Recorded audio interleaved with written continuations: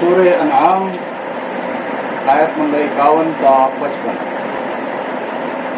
نحمده ونصلي على رسوله الكريم، أما بعد فأعوذ بالله من الشيطان الرجيم، بسم الله الرحمن الرحيم۔ وأنذر به الذين يخافون أن يحشروا إلى ربهم ليس لهم من دونه ولي ولا شفيع لعلهم يتقون۔ ولا تطرد الذين يدعون ربهم بالغداة والعشي يريدون وجهه ما عليك من حسابهم من شيء وما من حسابك عليهم من شيء فتطردهم فتكون من الظالمين۔ وكذلك فتنا بعضهم ببعض ليقولوا أهؤلاء من الله عليهم من بيننا أليس الله بأعلم بالشاكرين۔ وإذا جاءك الذين يؤمنون بآياتنا فقل سلام عليكم كتب ربكم على نفسه الرحمة أنه من عمل منكم سوءا بجهالة ثم تاب من بعده وأصلح فأنه غفور رحيم۔ وكذلك نفصل الآيات ولتستبين سبيل المجرمين۔ لفظی ترجمہ وَأَنذِرْ انذار سے یہ فعل امر ہے،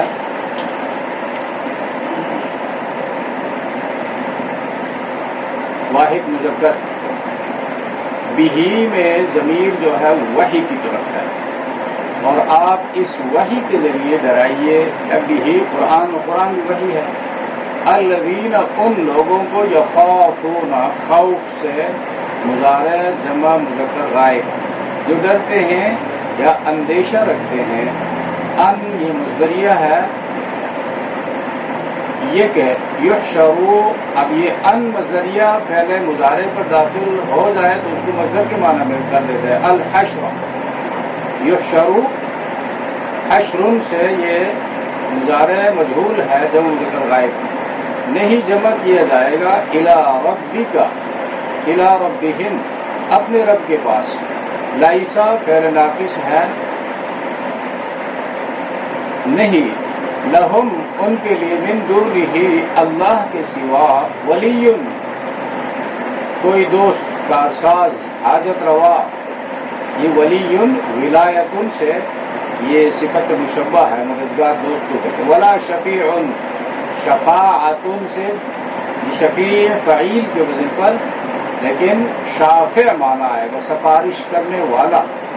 ولا شفیع، اور نہ کوئی سفارش کرنے والا۔ لعل ہم، یہ دو الفاظ، لعل تاکہ ہم وہ، یتقون، اتقاء مصدر سے مضارع جمع مذکر غائب ہے، تاکہ وہ ڈرنے لگے، تقوی اختیار کرے۔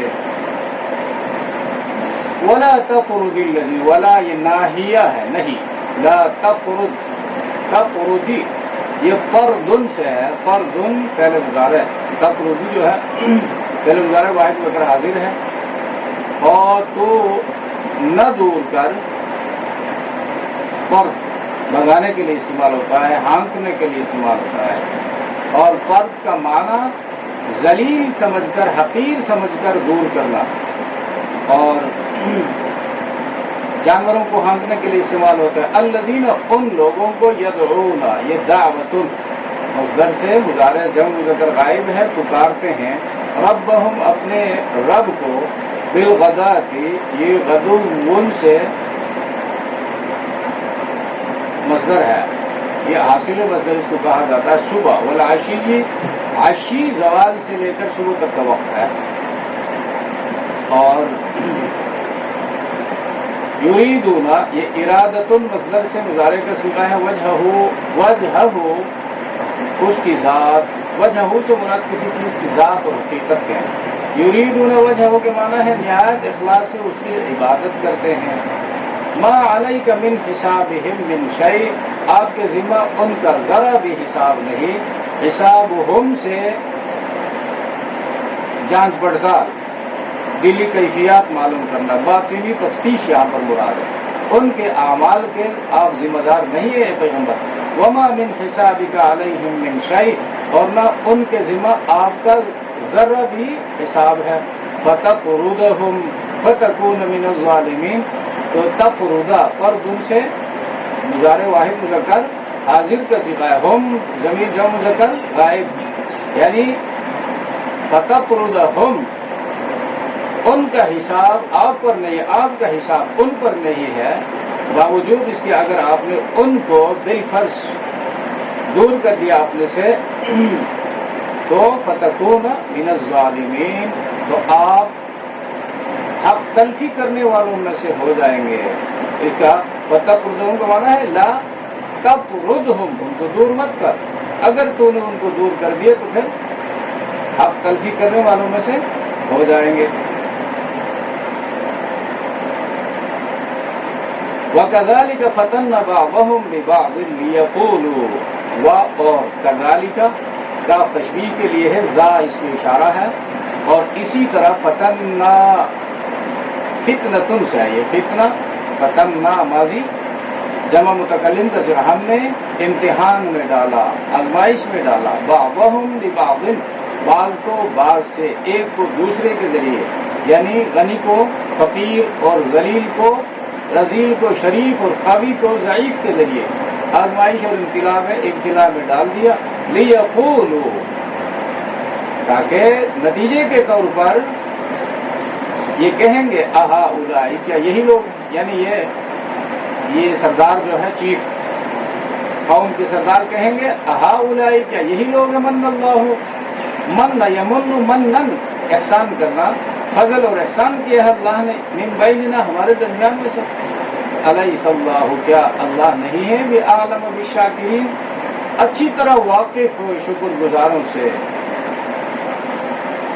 وَإِذَا جَاءَكَ الَّذِينَ يُؤْمِنُونَ، اور اذا کلمہ شرط ہے، مانا ہے کہ جب جاءک الذین، وہ لوگ آئے جو یؤمنون بآیاتنا، جو ہماری آیتوں پر ایمان لاتے ہیں، تو آیات سے مراد قرآنی آیات اور کائنات کے عام دلائل بھی ہیں، ہو سکتے ہیں، اس سے کہ کائنات کے ذرے ذرے میں اس کی ذات اور وجود کی آیات نشانیاں موجود ہیں۔ فقل سلام علیکم، آپ کہیے کہ تم پر سلامتی ہو، یعنی کفر اور الحاد کی تمام خرابیوں اور لعنتوں سے آپ محفوظ رکھیں،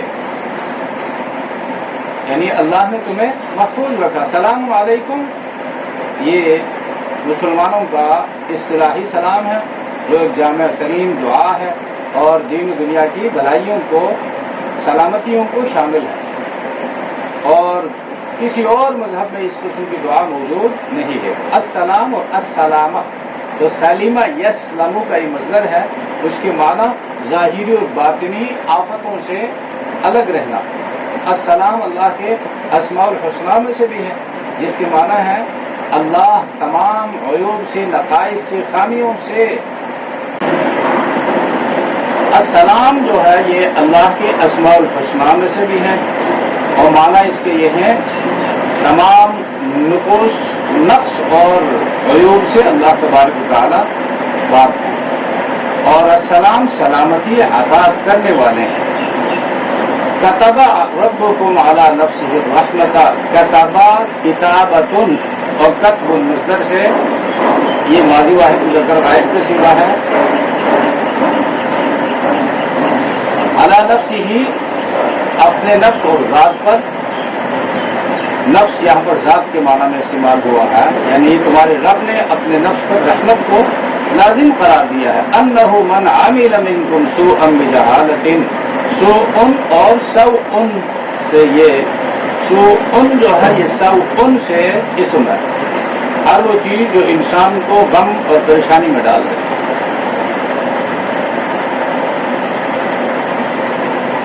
خواہ دنیاوی امور میں سے ہو یا آخرت کے امور میں سے، نفس کے احوال میں سے ہو یا روحانی ہو یا بدنی ہو، اسے سو کہتے ہیں.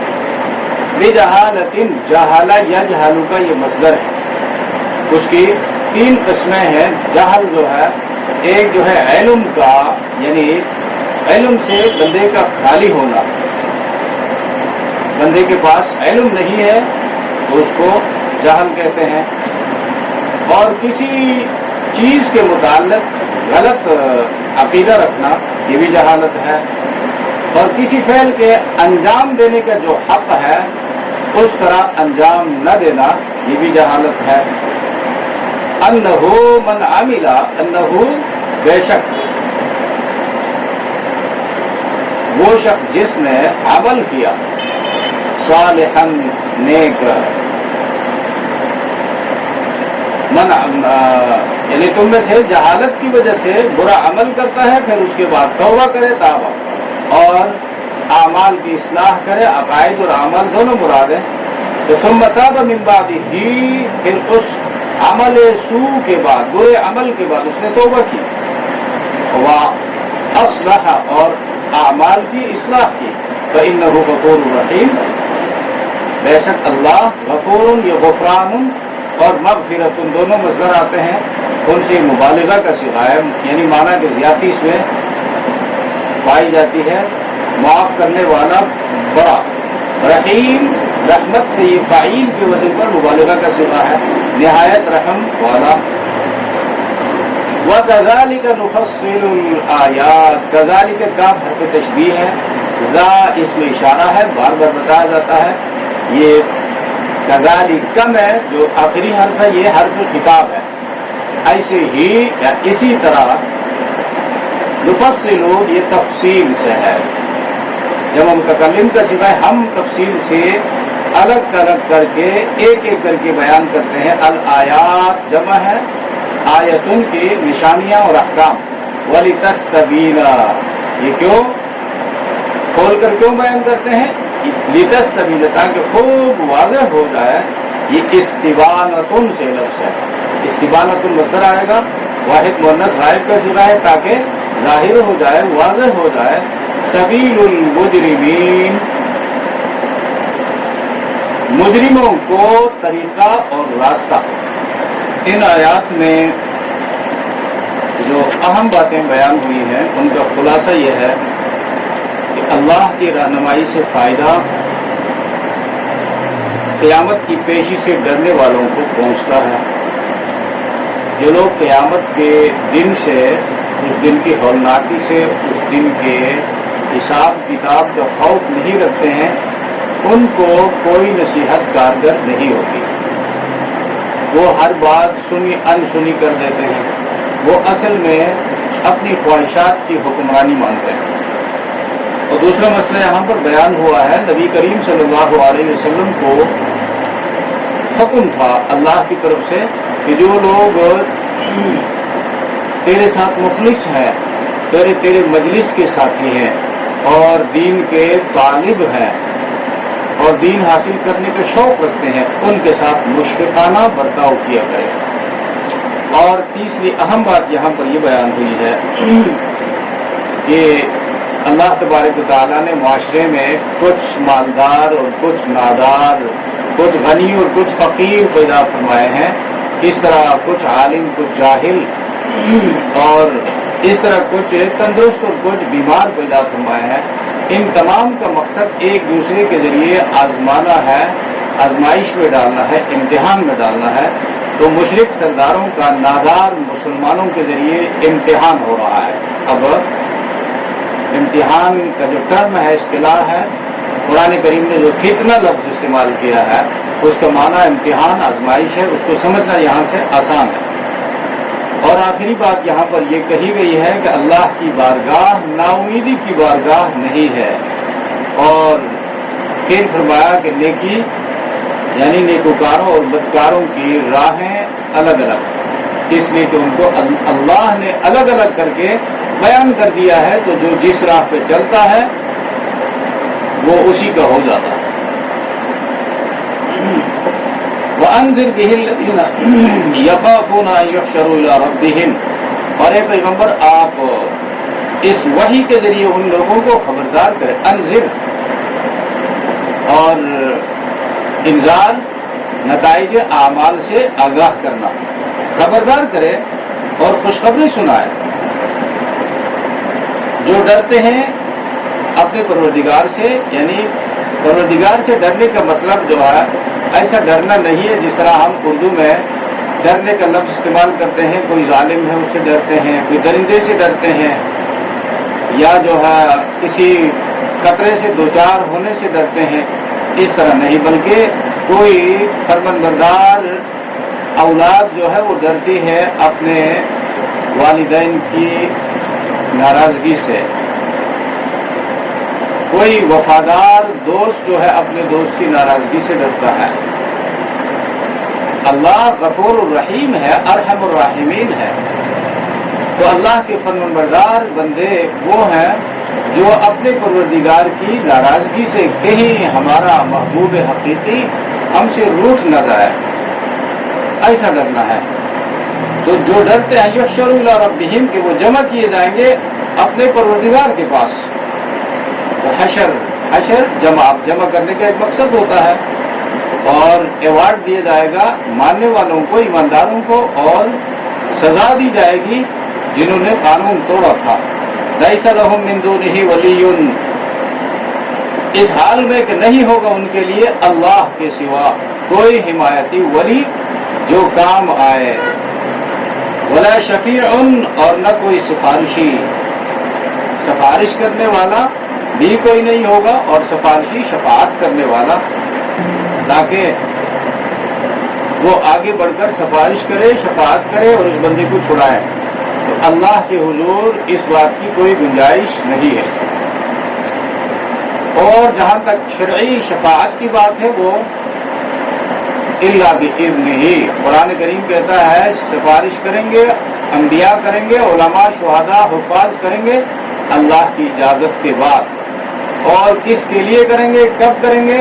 گناہگار اہل ایمان کے لیے جن کے لیے جہنم واجب ہو چکی ہو اپنے گناہوں کی وجہ سے، نہ کہ عقیدے کی خرابی کی وجہ سے. عقیدے کی خرابی کی وجہ سے کسی پر جہنم واجب ہو جائے اس کی سفارش پیغمبر بھی نہیں کر سکتا، ولی بھی نہیں کر سکتا، علماء بھی نہیں کر سکتے. وہ ہمیشہ ہمیشہ کے لیے جہنم میں پڑا رہے گا. اب گناہوں کی وجہ سے کسی پر جہنم لازم ہو گئی تو پھر انبیاء علیہ السلام شفاعت کریں گے. اور حدیث میں آتا ہے شفاعتی لأہل الکبائر من امتی، میری شفاعت میری امت کے کبیرہ گناہ والوں کے لیے ہے.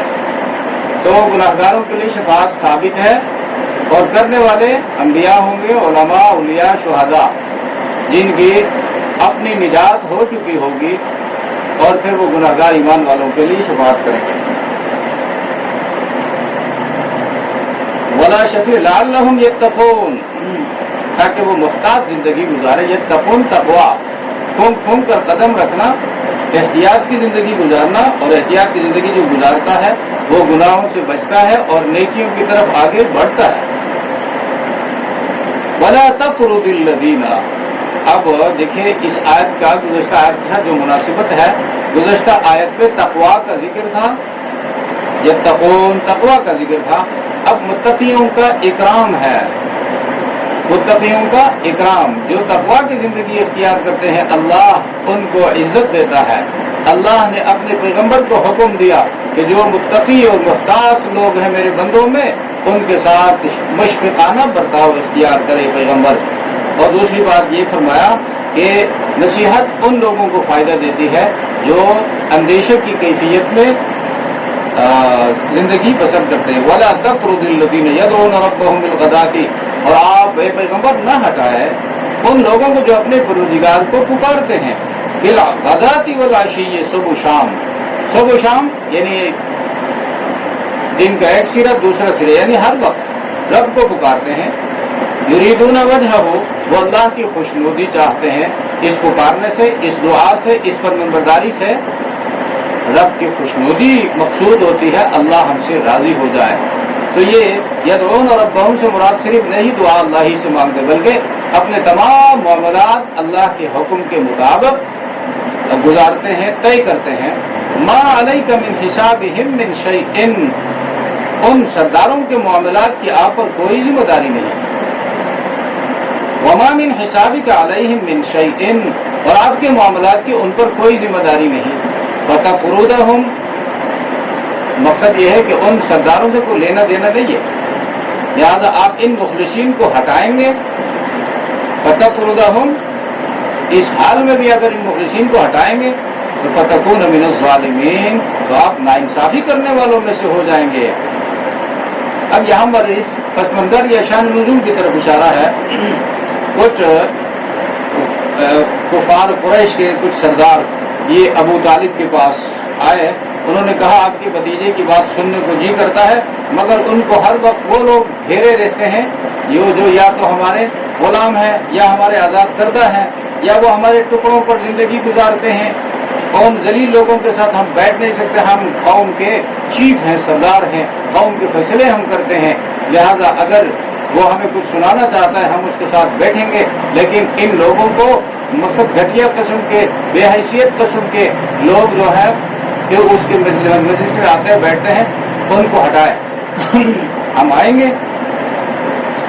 اور ابو طالب نے نبی کریم صلی اللہ علیہ وسلم کو یہ بات بتا دی، اور حضرت فاروق اعظم رضی اللہ تعالیٰ عنہ نے بھی یہ مشورہ دیا کہ اس میں کیا حرج ہے، اپنے تو اپنے ہیں، وہ تھوڑی دیر کے لیے ہٹ جائے، جو اپنے مخلصین ہیں وہ تو خود ہی اپنے ہیں۔ تو اس پر یہ آیت نازل ہوئی اور نبی کریم صلی اللہ علیہ وسلم کو ایسا کرنے سے منع فرمایا گیا۔ تو صبح شام جو لوگ اپنے پروردگار کو پکارتے ہیں ان کو نہ ہٹائے، یعنی پروردگار کو پکارتے ہیں 5 وقت، صبح شام میں 5 وقت نمازیں ہیں، اور صبح میں 1 نماز ہے، شام میں 4 نمازیں ہیں، اور حسن نیت اور اخلاص سے وہ عبادت کرتے ہیں، اور دکھلاوا اور لالچ ان میں نہیں ہے، اللہ کی خوشنودی چاہتے ہیں، لہذا ان کے ساتھ معاملہ ان کے شایان شاں ہو۔ اور وسائل مشرکین سے آپ کو کیا لینا دینا ہے، نہ آپ کا حساب ان پر ہے نہ ان کا حساب آپ پر ہے، جائے وہ باڑ میں، آپ سے ان کے بارے میں کچھ نہیں پوچھا جائے گا۔ ہاں آپ نے دعوت پہنچائی ہے ان کو، اور انہوں نے سنا بھی ہے، سمجھا بھی ہے، اور آپ نے ان کے اندر 40 سال کی زندگی بھی بسر کی ہے، آپ کی ایک ایک دن، آپ کا ایک ایک گھنٹہ ان کو معلوم ہے، پھر بھی نہیں مانتے ہیں تو ان کو جانے دو ہلاکت کی طرف۔ تو یہ اللہ نے غریب مسلمانوں کے ساتھ اعزاز و اکرام کا معاملہ فرمایا کہ محمد رسول اللہ کو بھی پابند کیا۔ اب ہمیں بھی چاہیے کہ کسی کو عزت دے اس کے ایمان اور تقوی کی وجہ سے، کسی کی حقارت اس کی غریبی کی وجہ سے، ناداری کی وجہ سے کرنا یہ بھی ایمان کے منافی ہے، اور کسی کی تعظیم اس کی مالداری اور اختیار اور اقتدار کی وجہ سے کرنا یہ بھی ایمان کے منافی ہے۔ احترام دو انسانیت کی وجہ سے، اور عزت دو تقوی اور پرہیزگاری کی وجہ سے، اسلام یہ دعوت دیتا ہے۔ یہ آیت دوبارہ میں پڑھتا ہوں، وَلَا تَطْرُدِ الَّذِينَ يَدْعُونَ رَبَّهُمْ بِالْغَدَاةِ وَالْعَشِيِّ يُرِيدُونَ وَجْهَهُ، اور آپ پیغمبر نہ ہٹائے ان لوگوں کو جو اپنے پروردگار کو صبح شام پکارتے ہیں، وہ اللہ کی خوشنودی چاہتے ہیں۔ مَا عَلَيْكَ مِنْ حِسَابِهِمْ مِنْ شَيْءٍ وَمَا مِنْ حِسَابِكَ عَلَيْهِمْ مِنْ شَيْءٍ، ان سرداروں کے معاملات کی آپ پر کوئی ذمہ داری نہیں، اور آپ کے معاملات کی ان پر کوئی ذمہ داری نہیں۔ فَتَطْرُدَهُمْ فَتَكُونَ مِنَ الظَّالِمِينَ، بس آپ ان مخلصین کو ہٹائیں گے تو آپ ناانصافی کرنے والوں میں سے ہو جائیں گے۔ یہ کوئی 3 سے زیادہ بار یہ مضمون قرآن کریم میں آیا ہے۔ اسے ایمان کی قدر و قیمت کا بھی پتہ چلتا ہے، اس لیے کہ ان جو نادار صحابہ کرام تھے، جو غریب تھے، ان کے اندر جو متاع عزیز نام کی کوئی چیز تھی وہ ایمان تھا، وہ اعمال صالحہ ہے۔ ان اعمال صالحہ اور ایمان کی وجہ سے اللہ نے ان کو فوقیت دی ان بڑے بڑے سرداروں پر۔ تو یہ وَكَذَلِكَ فَتَنَّا بَعْضَهُمْ بِبَعْضٍ، اور یوں ہم بعض کو بعض سے آزماتے ہیں۔ بس یہی آزمائش ہے کہ حق کی بات ہے، کرنے والے پیغمبر ہیں، پہنچانے والے پیغمبر ہیں، اور کلام ہے اللہ کا، پیغام ہے اللہ کا، لیکن وہ اس چیز کو بہانہ بنا کر کے یہ تو جسے پٹے لوگ ہیں، معاشرے کے بے حیثیت قسم کے لوگ ہیں، اور ہم معاشرے کے صاحب حیثیت لوگ ہیں، لہذا جس مجلس میں وہ ہوں گے اس مجلس میں ہم کیسے آئیں گے؟ یہ ایک آزمائش ہو گئی۔ آج بھی کوئی عالم ہوتا ہے، دین بیان کرتا ہے، تو اس مجلس میں علاقے کا جو خان ہوتا ہے وہ جانے کو عار سمجھتا ہے، اس لیے کہ عالم کی مجلس میں غرباء اور فقراء اور نادار قسم کے لوگ بیٹھے ہوتے ہیں۔ چودھری اس مجلس میں نہیں جاتا، ملک اس مجلس میں نہیں بیٹھتا، اپنے لیے وہ اس کو عار سمجھتا ہے، تانا سمجھتا ہے، اور وڈیرا اس مجلس میں نہیں جاتا۔ لہذا یہ لوگ ہدایت سے بھی محروم رہتے ہیں، چونکہ ہدایت تو قرآن میں ہے، ہدایت کا سبب قرآن ہے، اور اس سبب کی وضاحت کرنے والے، اس قرآن کی وضاحت کرنے والے علماء ہیں۔ جب علماء کے ساتھ بیر ہوگی اور دشمنی ہوگی، نفرت ہوگی، تو قرآن سے وہ دور رہیں گے، اور جب قرآن سے دور رہ گئے تو گمراہی پہ چل پڑے۔ تو اس زمانے میں بھی یہی کہا گیا۔ اب یہ چیز ہے آزمائش۔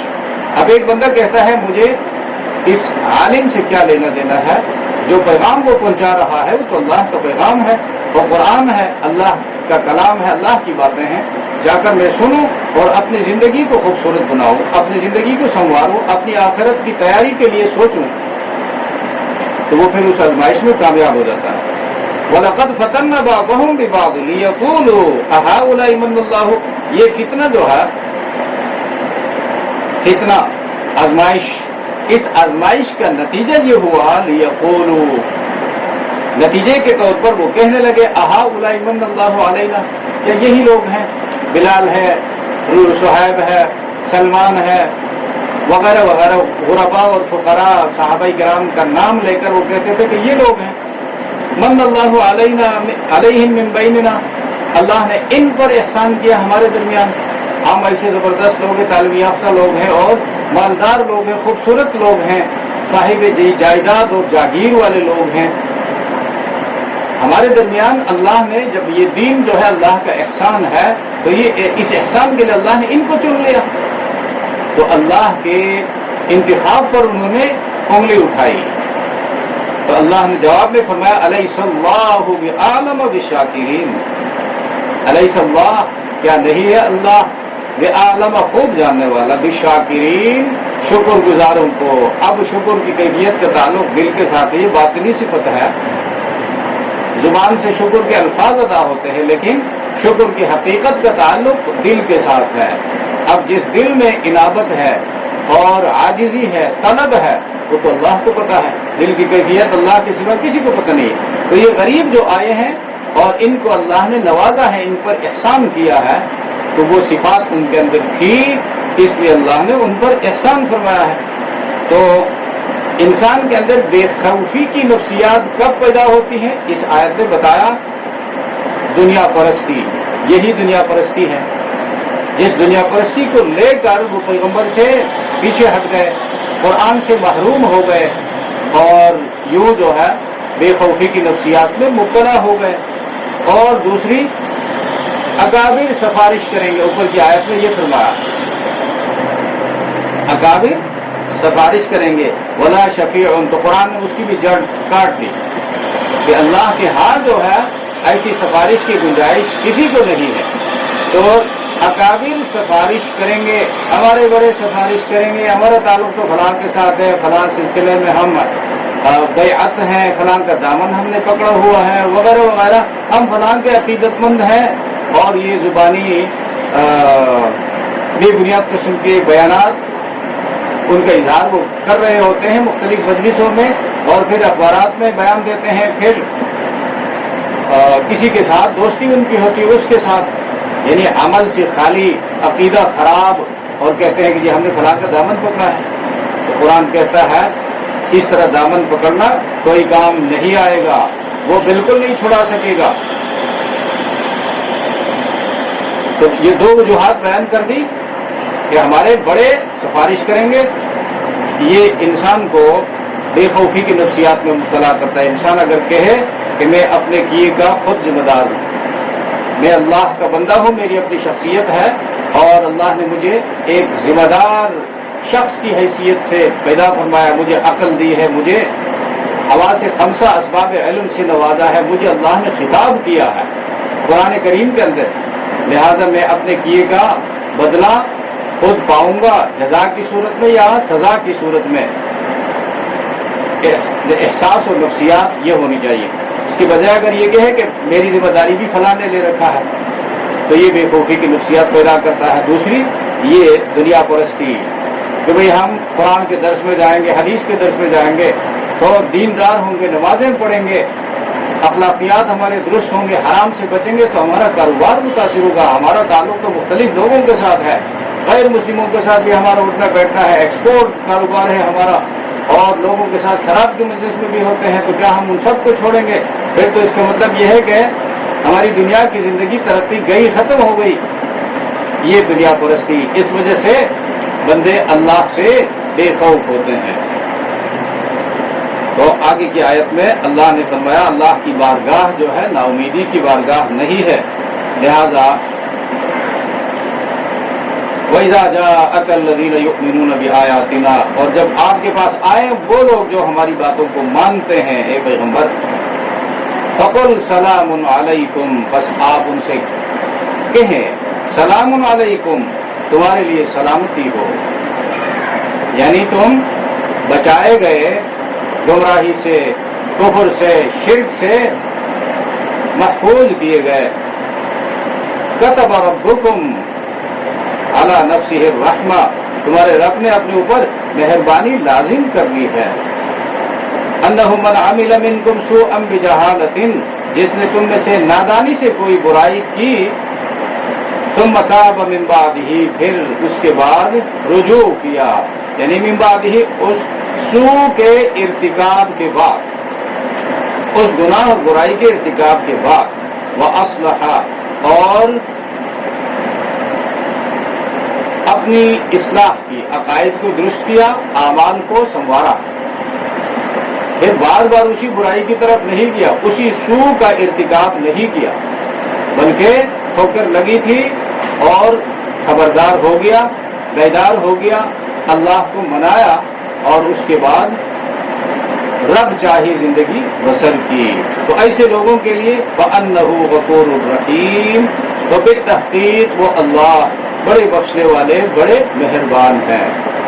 تو اسے یہ بھی معلوم ہوتا ہے کہ اللہ کی مہربانی، اللہ کی رحمت کو اپنی طرف متوجہ کرنے کے لیے اللہ کی نافرمانیوں کو چھوڑنا چاہیے، فرمانبرداری کے راستے پہ چلنا چاہیے، تب اللہ کی رحمت متوجہ ہوگی۔ ایک بندہ گناہ میں بھی لت پت ہے اور گناہ پر گناہ کرتا جا رہا ہے، نوالا لقمہ اس کا حرام کا ہے، اس کو معلوم ہے سود خوری، دھوکہ دے کر، ظلم کر کے رزق کمانا، جھوٹ بول کر رزق کمانا یہ حرام ہے، وہ جھوٹ چھوڑتا نہیں ہے، سود خوری چھوڑتا نہیں ہے، اور ظلم کی کمائی چھوڑتا نہیں ہے، اور ساتھ ساتھ یہ کہتے ہیں اللہ غفور الرحیم ہے۔ یہ سب سے بڑا جھوٹا ہے، سب سے بڑا دغا باز ہے، دھوکہ باز ہے، یہ اپنے نفس کو فریب دیتا ہے، اس کی توبہ بالکل قبول نہیں ہے۔ توبہ جن لوگوں کی اللہ قبول کرتا ہے وہ یہی لوگ ہیں، تابہ، اس کام کو وہ چھوڑ دیتے ہیں نافرمانی کے کام، وہ اصلحہ، آئندہ مستقبل میں اپنی اصلاح کرتے ہیں، پھر بار بار وہ کام جان بوجھ کر نہیں کرتے، اگر غلطی سے ایسا ہو جائے دوبارہ اللہ کی طرف آتے ہیں، تو فَأَنَّهُ غَفُورٌ الرحیم۔ وَكَذَلِكَ نُفَصِّلُ الْآيَاتِ، اب یہاں فرماتا ہے نیکوکاروں کا راستہ الگ ہے، بدکاروں کا راستہ الگ ہے، بدکاروں کے راستے پہ چلنے والا نیکوکار نہیں ہو سکتا، نیکوکاروں کے راستے پر چلنے والا بدکار نہیں ہو سکتا۔ كَذَلِكَ نُفَصِّلُ الْآيَاتِ، اس طرح ہم کھول کر باتیں بیان کرتے ہیں تفصیل کے ساتھ، وَلِتَسْتَبِينَ، تاکہ خوب واضح ہو جائے، سبیل المجرمین، بدکاروں کی راہ، بدکاروں کی راہ جب خوب واضح ہو جائے، یہ تفصیل کے ساتھ ہم اس لیے بیان کرتے ہیں، تفصیلات جب سامنے آ جائے تو معلوم ہوتا ہے کہ بھئی یہ نقصان دہ ہے، یہ فائدہ مند ہے، میرٹ اور ڈی میرٹ جو ہے وہ ساتھ دونوں سامنے آ جاتے ہیں، تو اللہ بھی فرماتا ہے یہ تفصیل کے ساتھ ہم اس لیے بیان کرتے ہیں تاکہ خوب کھل کر سامنے آ جائے اور مجرمین جو ہے وہ اپنے راستے پہ چلے اور اللہ کے جو فرمانبردار ہیں مصلحین وہ اپنے راستے پہ چلے. اور جب سبیل المجرمین خوب واضح ہو جائے تو مصلحین کے لیے حق کا راستہ کھل جاتا ہے, حق بیان کرنا آسان ہو جاتا ہے, اس لیے کہ مجرمین کا راستہ واضح ہو گیا. تو یہ وضاحت قرآن دیتا ہے, لہذا قرآن کے قریب آنا چاہیے. اللہ تبارک و تعالیٰ ہم سب کو سمجھ عطا فرمائے. سبحان ربک رب العزة عما یصفون وسلام علی المرسلین والحمد للہ رب العالمین.